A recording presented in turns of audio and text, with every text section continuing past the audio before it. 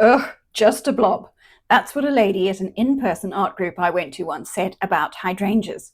She was a Debbie Downer, but that did teach me the secret to creating watercolor paintings that I love. So let's paint this little pot of hydrangeas together and I'll show you. Isn't it interesting that we can all look at exactly the same thing but see it so differently? Debbie Downer, as we'll call her, she looks at hydrangeas and sees that spherical uniform head as just a blob. But I look at it and say, oh, spherical, uniform, simple shape to paint, winning, sounds perfect. For Debbie Downer, that hydrangea head is only a blob. She doesn't see anything else because she said just a blob. Whereas I look at that big shape and I'm so fascinated by the way it's made up of lots of teeny tiny little flowers, because it's one of those composite blooms. So there is this whole world of intricate little flowers all working together to create this perfectly spherical head. I absolutely adore that. So that's what I want to put in my painting. So I think the secret to creating paintings that you actually love yourself is to pay attention to the things that you like, focus on those, and pretty much ignore everybody else.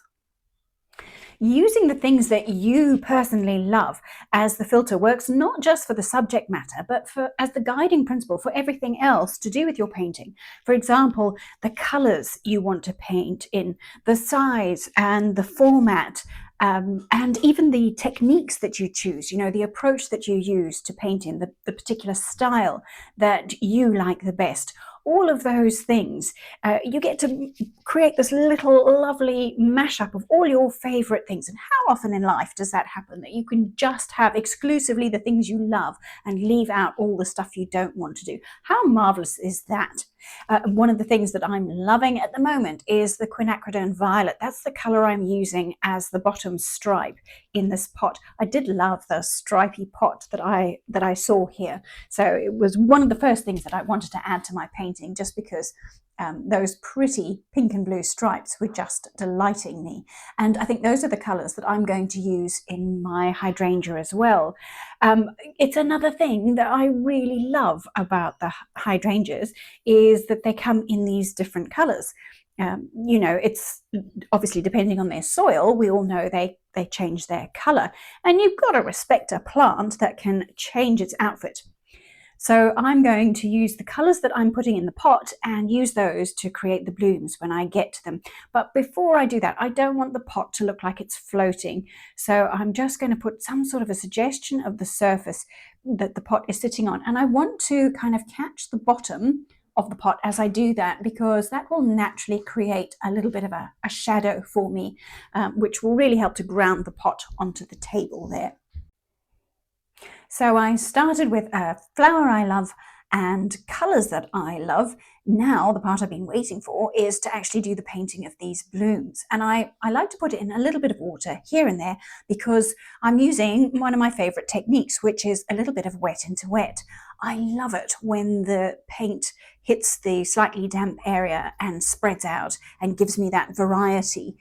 When you put down the slightly more concentrated paint, you'll get a darker mark. And where it hits the water, it's going to spread out and naturally give you a paler version of that colour. So even with one colour in watercolour, I feel like you're getting the suggestion of different petals. Some of them are lighter and darker as the light falls differently on them. All those little tiny composite flowers within each of the hydrangea heads is reflecting the light a little bit differently, and that's why you get so much variety there. But I want to add even more variety by changing up the colours. So I'm just using whatever pinks I happen to have in my palette. I'm really not worrying about trying to match it to exactly what I see in the photo, because I don't think that is a way that, for me, is not a happy way to make a painting. I'm not trying to faithfully recreate what I see in a photo or even in real life. I want to take the bits of that. I'm cherry picking the parts of that I love, and then adding in, mixing in other things that I love. So I've got a range of different pinks to choose from. I'm going to go for one that is a little bit more it's got a little bit more of a blue to it. You know, it's a cooler pink. And so that is going to give me a deeper color. But I also want to put in some of these other colors. It's all the colors I put in the pot. You know, you do get some blue hydrangeas. I want to put all of them, even on the same plant. I'm very happy with that. I love that idea. Painting in this way in watercolor is something that takes a little bit of getting used to, because it really depends on the ratio of water to paint on your brush. You know, that is going to alter the results you get. Because if you use a lot of water, when you add your brush to the page, it's going to spread out a lot, and it's probably going to make a whole lot of cauliflowers and that sort of thing if you end up with a big puddle. And the thicker the paint is that you add to even a damp page, the less that pigment is going to move. Water is really the vehicle that is carrying the pigment. So that's kind of the way to remember it. The more water, the more it's going to spread, the paler it's going to be, the more concentrated the paint, the less the paint is going to move, and the deeper the color is going to be. So knowing those things, painting something like this is a lovely way to play with those techniques, because it really is just a kind of feeling thing. I find it really makes a difference which brush I'm using. You know, sometimes I've got a whole range of brushes here, and I sometimes swap between one or another, and each of them holds different amounts of water.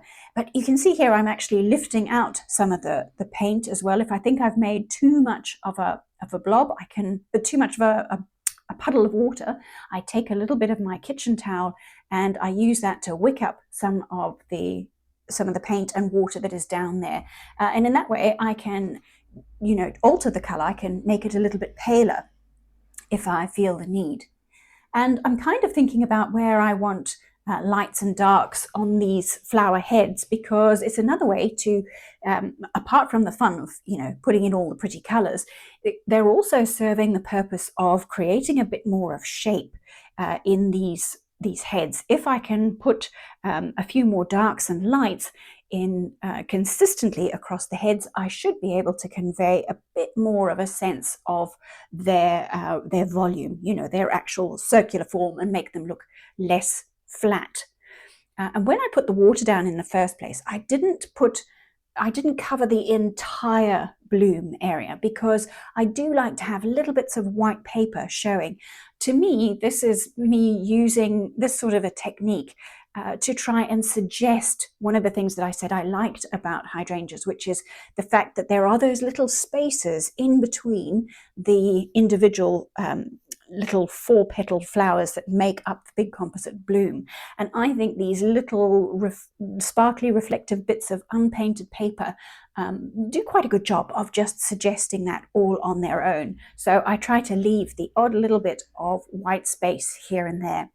But it is a really fun way to paint, to go around dropping in different colors and watching the colors bleed into one another in that way that only watercolor does. I mean, it's why we love the watercolor.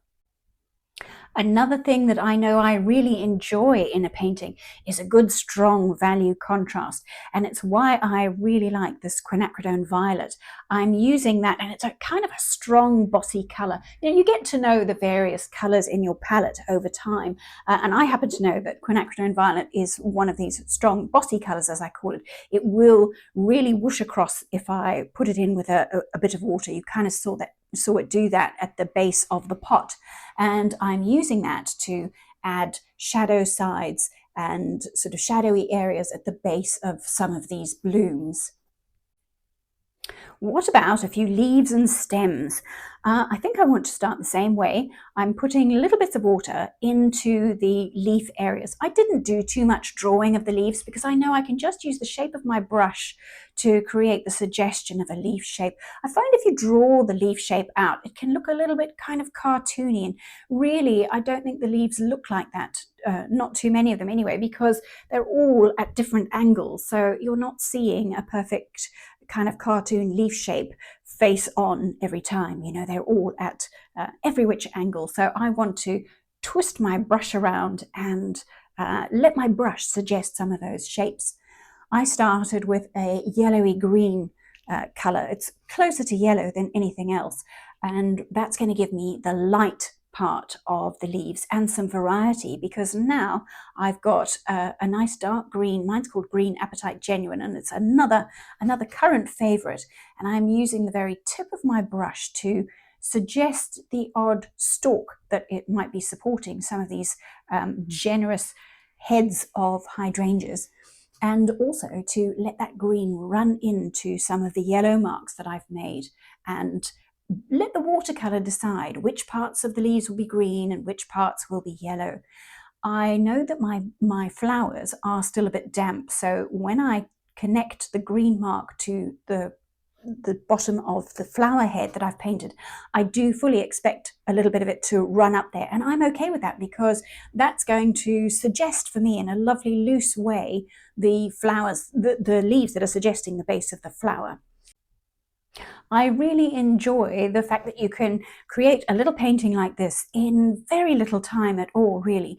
And I've used a subject I love, colours I love, and a loose expressive technique that I know I'm going to enjoy. So creating the painting is enjoyable, and I know I'm going to love looking at all those pretty colours as I'm painting it and when I'm done.